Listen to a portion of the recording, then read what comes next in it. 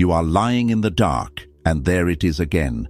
That scene, that conversation, that specific moment from 5 years ago when you should have said something, but you stayed silent. Or that moment you spoke, and you wish you hadn't. It plays on the ceiling like a movie projector that won't turn off. You try to sleep. You try to think about tomorrow.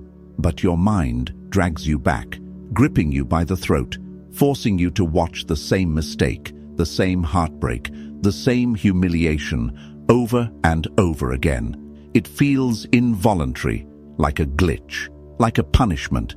You tell yourself, it's over, it doesn't matter anymore. But your body doesn't believe you. Your heart rate spikes. Your stomach tightens. You feel the shame as if it is happening right now, in this room. Why? Why does the human brain, the most complex biological machine in the known universe, spend 70% of its energy reconstructing a reality that no longer exists? Why do we torment ourselves with ghosts? Most people will tell you it's unresolved trauma. They will tell you to let it go, as if you were holding a heavy bag you could just drop. They are wrong. You are not holding the bag. You are inside the bag. The truth is much darker. Your brain is not trapped in the past because it is broken. It is trapped in the past because it is addicted. You are not a victim of your memories. You are a willing prisoner. And the reason you cannot escape is that deep down, a part of you, a primal, terrified part of you, prefers the hell you know to the heaven you don't. If you are tired of being a time traveler in your own nightmares, listen closely. We are going to deconstruct the prison cell. We are going to look at the machinery of your own mind, the chemical hooks, and the psychological lies that keep you chained to a version of yourself that is already dead. This is not about healing. This is about an exorcism of the mind. Let's begin with a brutal reality check. The brain does not care about your happiness. It does not care about your peace, your fulfillment, or your best life. The brain cares about one thing: survival. And to a survival machine, the most dangerous thing in the world is the unknown. The unknown is where the predators live. The unknown is where the terrain shifts. The unknown is where you might die. So the brain prioritizes one thing above all else: certainty. And here is the paradox. The past, no matter how painful, no matter how traumatic, is certain. You survived it. You are here. Therefore, to your primitive brain, the past is safe, even if it was miserable, even if it was abusive, even if it broke you. The fact that you are breathing means that the strategy of living through that worked. So when you think about the future, a future where you are confident, a future where you take risks, a future where you let go of that old identity, your brain panics. It sees the void. It sees a lack of data. It screams, abort. And to save you from the uncertainty of the future, it retreats into the certainty of the past. It pulls up the old files. It replays the old trauma, not to hurt you, but to anchor you. It is saying, stay here. We know the layout of this prison. We know where the walls are. We know how to survive the pain here. Do not go outside. This is why people stay in jobs they hate. This is why they return to partners who destroy them. This is why you replay your failures. You are choosing a familiar hell over an unfamiliar freedom. Your brain is a prediction engine. It is constantly trying to guess what happens next. If you step into a new identity, it cannot predict the outcome. That causes anxiety. So, to lower the anxiety, it forces you to hallucinate the past onto the present. It overlays the face of your critical father onto your boss. It overlays the rejection of your first love onto your new partner. It turns the present moment into a simulation of the past so that it can feel right. You are not living in 2026. You are living in a simulation constructed from the debris of 2014. Recognize this sensation. When you feel that pull to ruminate, to obsess over what is gone, understand that it is not a sign that you are broken. It is a sign that you are scared. You are terrified of who you would be without that pain. Because if you let go of the past, Who are you? If you stop being the victim of that betrayal, if you stop being the failure who messed up that opportunity, you become a blank slate, and nothing terrifies the ego more than a blank slate. Here is the second lock on the cage. You think you are remembering the truth. You aren't. Memory is not a video recording. It is not a hard drive where you store files and retrieve them exactly as they were. Memory is a creative act. It is a reconstruction. Every time you recall a memory, you are not taking it off the shelf. You are rebuilding it from scratch. You are the director, the editor, and the actor in a play that changes every single time you perform it. Neuroscience tells us that every time you access a memory, you alter it. You inject your current mood, your current beliefs, and your current bias into the scene. If you are depressed today, you will rewrite your childhood to look darker. If you are feeling insecure, you will edit that conversation from last week to make yourself look more awkward than you actually were. You are not remembering the past. You are remembering the last time you remembered it. It is a copy of a copy of a copy. By the time you look at it today, the image is distorted. It is grain. It is noise. But you treat it like gospel. You base your entire self-worth on a story that is largely fiction. You are torturing yourself over the look on someone's face that they might not have even had. You are agonizing over a tone of voice that you might have invented. Why does the brain do this? Why do we edit our own history to be worse than it was? Because of the Zeigarnik Effect, gone rogue. The Zeigarnik Effect states that the human mind remembers unfinished tasks better than finished ones. If a waiter takes an order but hasn't served it yet, he remembers it perfectly. Once the food is served, he forgets it instantly. Trauma, regret, and failure are unfinished tasks. They are open loops. The brain hates open loops. It wants resolution. It wants to fix the ending. So it replays the scene. It says, let's run the simulation again. Maybe this time we can figure out what we did wrong. Maybe this time we can win the argument. Maybe this time we can save the relationship. You lie in bed at 3 a.m., fighting a ghost, trying to win a battle that ended 10 years ago. You are trying to close the loop, but you can't, because the other person isn't there. The context is gone. The version of you that existed then is gone. You are shadowboxing, and the more you punch, the more tired you get. The more you analyze, the more the memory solidifies into a monster. You have to understand the arrogance of this. You think that if you just think about it hard enough, you can solve the past. You think your intellect is a time machine. It is not. Thinking about a fire does not put it out. Analyzing the ashes does not rebuild the house. But the brain loves the analysis because it feels like action. Rumination is the mind's way of feeling productive while staying paralyzed. It convinces you that by worrying, you are working on it. You aren't. You are just wearing a groove in the floor of your cell, pacing back and forth, digging the trench deeper. Now we go deeper, beyond the psychology, into the biology. This is the part that makes you feel physically sick when you try to change. You are not just addicted to the thoughts of the past. You are addicted to the feeling of the past. Every thought produces a chemical reaction in the brain. If you think a sad thought, your brain releases neuropeptides that make your body feel sad. If you think an anxious thought, you get a hit of cortisol and adrenaline. If you have spent the last 10 years feeling rejected, unworthy, or angry, your body has become chemically conditioned to that state. It has memorized that emotional signature. That is your baseline. That is your normal. Your body is the unconscious mind. It doesn't know the difference between an actual experience and a thought. So if you spend hour after hour reliving a betrayal, your body believes you are being betrayed right now. It pumps the stress hormones. It downregulates your immune system. It prepares for a fight that never comes. Here is the trap. The body becomes an addict. It craves the chemicals it is used to. If you suddenly have a good day, a day where you feel peaceful, where you forget the past, your body notices the drop in stress hormones. It notices the absence of that familiar pain, and it goes into withdrawal. It sends a signal to the brain, hey, something is wrong. We are too calm. We don't have enough cortisol. We don't feel like us anymore. Fix it. So, what does the brain do? It looks for a reason to feel bad. It scans your memory bank for a painful image. It brings up that thing your ex said. It reminds you of your biggest failure. Boom. You feel the chest tighten. You feel the stomach drop.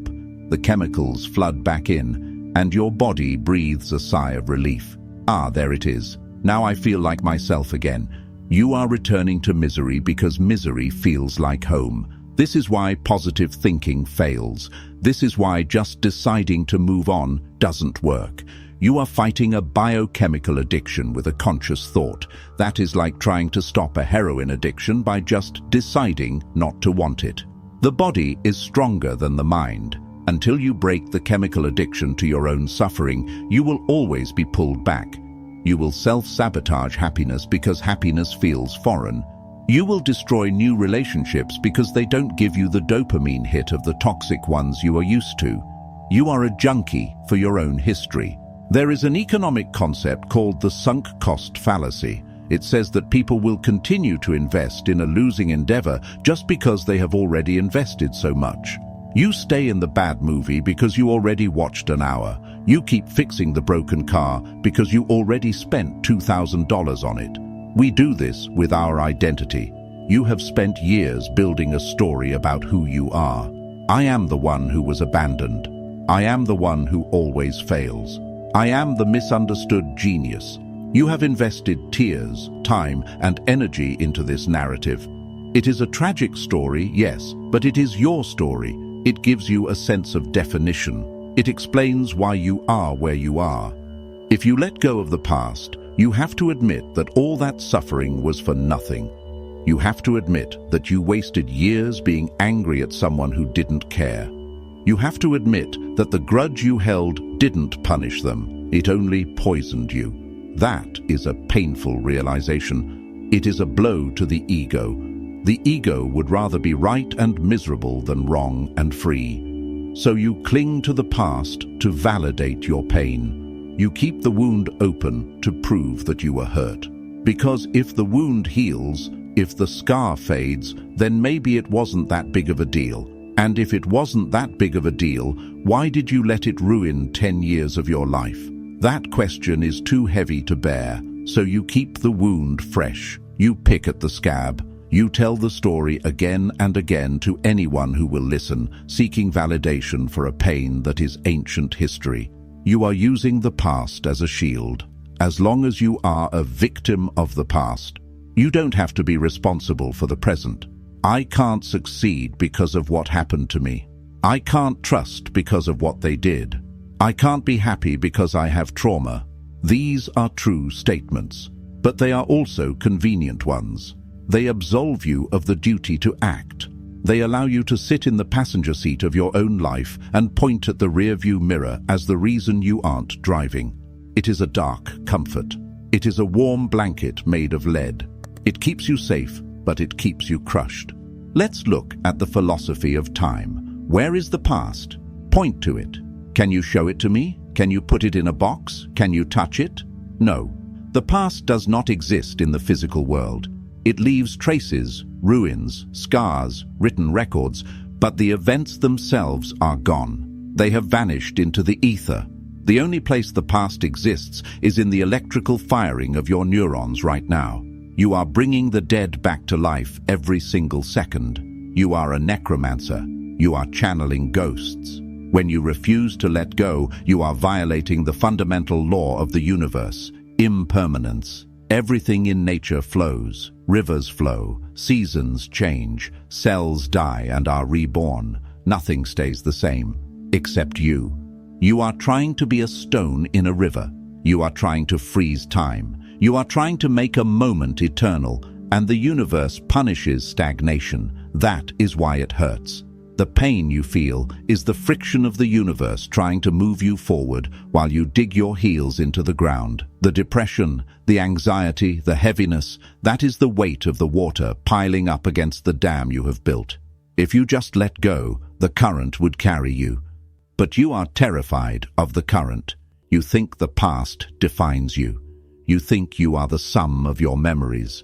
But if you had amnesia tomorrow, If you woke up with no memory of your name, your history, your trauma, would you still exist? Yes, you would be there, breathing, feeling, perceiving. So, you are not your past. You are the consciousness that experienced the past. You are the screen, not the movie. But you have watched the movie so many times that you think you are the movie. You have merged with the plot. You have forgotten that you can walk out of the theater. To escape the trap, you must understand a fundamental principle of biology: necrosis, tissue death. When a cell is damaged beyond repair, the body does not try to fix it. It isolates it. It cuts off the blood supply. It allows the tissue to die so that the rest of the organism can live. If the body refuses to let the dead tissue go, it becomes gangrene. It poisons the blood. It kills the host. You are walking around with gangrene of the soul. You are trying to heal a version of yourself that is already dead. You are trying to resuscitate the relationship that ended 3 years ago. You are trying to fix the reputation you lost in high school. You are pumping energy into a corpse. The first step of the cure is the most violent. You must perform the amputation.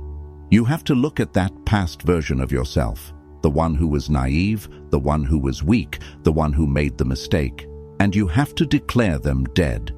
This is not a metaphor. I want you to visualize it. That person who existed in 2018, they are not you. They share your name. They share your DNA. But they are a different entity.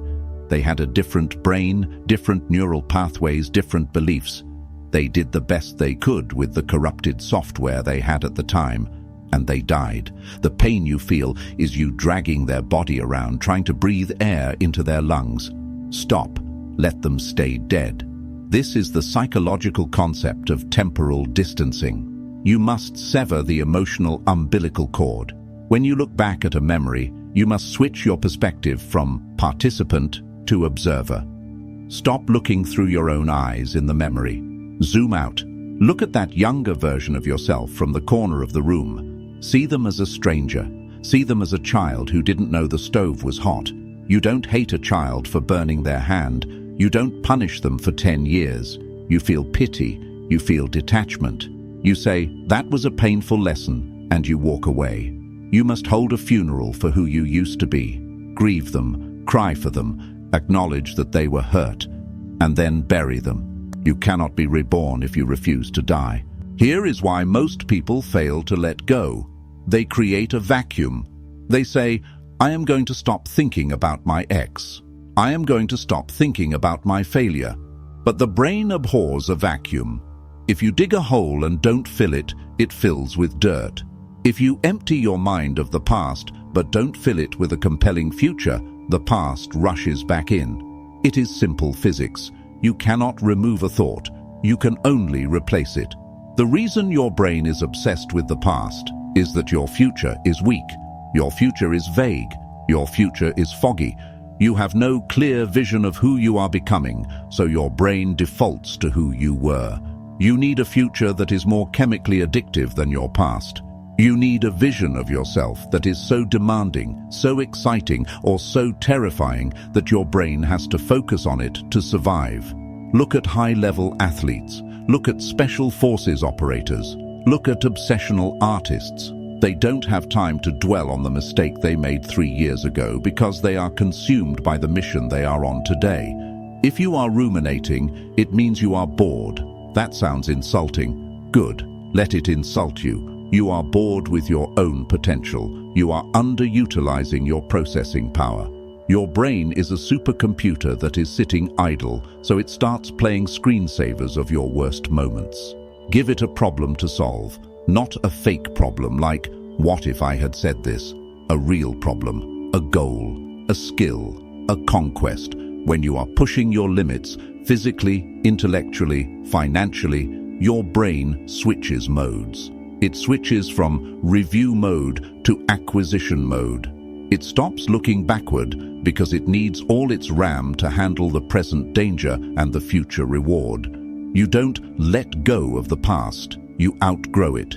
You build a life so large that the past becomes a small room in a giant mansion. You don't visit that room anymore, not because you locked the door, but because there is nothing in there that interests you. Now we enter the realm of the philosophical outlier. This is the concept that separates the masters from the victims. Friedrich Nietzsche, the philosopher who stared deepest into the abyss, gave us the ultimate weapon against regret. Amor Fati, love of fate. Not tolerance of fate, not acceptance of fate. Love. This is a savage concept. It means you do not just accept the trauma, the heartbreak, and the failure. You will it. You want it to have happened exactly as it did. Why? Because of the butterfly effect of the soul. Everything is connected. Your character, your resilience, your dark humor, your ability to see through lies, your capacity to endure, all of it was forged in the fires of your past. If you could go back in time and erase that one painful memory, you think you would just be you, but happier. Wrong. You would be someone else entirely. You would be weaker, you would be naive, you would be less complex. You would not be the person watching this video right now. You would be one of the sheep grazing in the field, unaware of the wolves. The pain woke you up. The betrayal made you sharp. The failure made you humble. To wish away your past is to wish for your own suicide. It is to say, I wish I did not exist as I am. The outlier mindset is to look at the wreckage of your life and say, good, I needed that. I needed to be broken so I could rebuild myself stronger. I needed to be isolated so I could learn to be alone. I needed to lose everything so I could realize I need nothing. This is not cope. This is alchemy. You take the lead weight of your regret and you transmute it into the gold of your character. You stop seeing yourself as a victim of a tragedy and start seeing yourself as the hero of an origin story. Every Batman needs a fallen family. Every Count of Monte Cristo needs a prison cell. Your past is not a mistake. It is your training arc. When you adopt Amor Fati, the loop breaks. Why?